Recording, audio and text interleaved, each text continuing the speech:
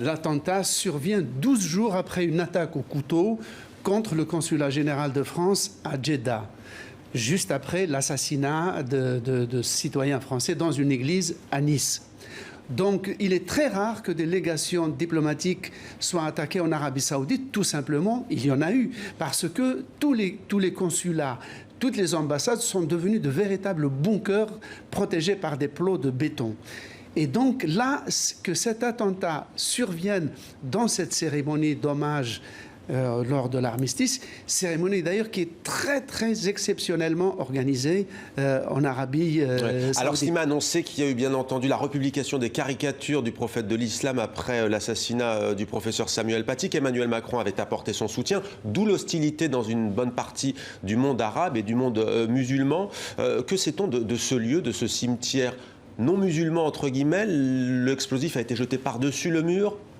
Oui, alors, ce qu'on appelle le cimetière non musulman n'en est pas un réellement. Parce qu'il n'y a, j'y suis allé, il n'y a absolument aucun signe distinctif qui montre qu'il y a ici des tombes chrétiennes ou non musulmanes en tout cas. Je sais qu'il y a des commerçants juifs qui sont enterrés là-bas. Mais il y a cette cérémonie, on rappelle, Slima. Il y a cette cérémonie. Et donc, pourquoi? Parce qu'il est interdit en Arabie Saoudite qu'il y ait des cimetières non musulmans. Déjà, les cimetières non musulmans, il est interdit de mettre la moindre indication, par exemple le nom et le prénom. Même les rois d'Arabie Saoudite, leurs tombes ne sont signalées par absolument aucun indice qui permette de les désigner. Encore, a fortiori, les tombes non musulmanes.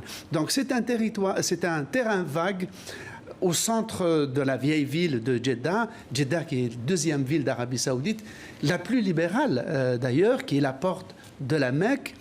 Et le fait que ce cimetière ait été visé montre en tout cas une chose, c'est qu'il n'est pas fréquent que des cérémonies soient organisées par des Européens à cet endroit autour de tombes invisibles. Cela montre en tout cas que les terroristes étaient sacrément bien informés.